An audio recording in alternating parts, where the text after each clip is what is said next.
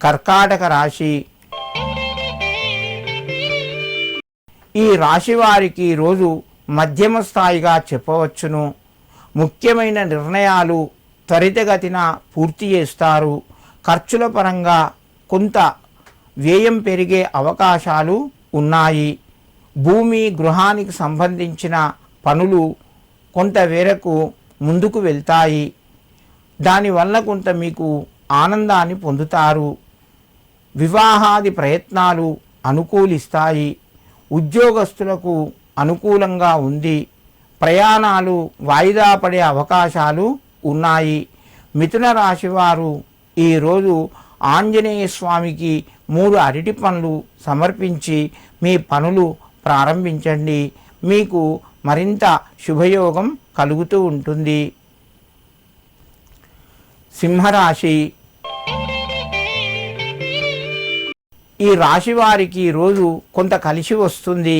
రుణ ఒత్తిడి తగ్గుతాయి. ఆకస్మికమైనటువంటి ధనలాభం కలిగే అవకాశాలు ఉన్నాయి.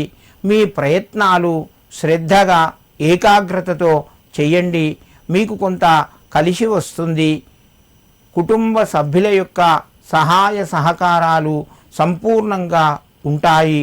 ఉద్యోగస్తులకు కొంత ఒత్తిడి పెరిగే అవకాశం ఉన్నది.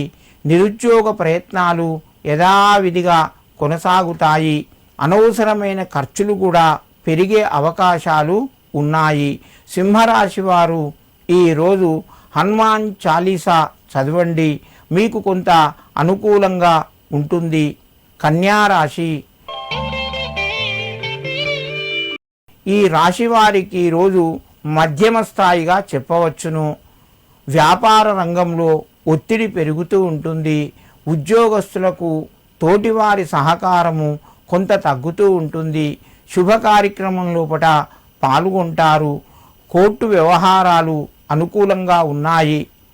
ఉద్యోగస్తులకు పై అధికారుల యొక్క ప్రోత్సాహము లభిస్తూ ఉంటుంది. వివాహానికి సంతానానికి సంబంధించిన ప్రయత్నాలు మీకు ఈరోజు మంచి ఫలితాలు ఇస్తాయి. కన్యారాశి వారు ఈరోజు శ్రీ హనుమతే నమః అని చెప్పి 9 సార్లు చదువుకొని నమస్కరించండి. మీకు మరింత శుభయోగం కలుగుతూ ఉంటుంది.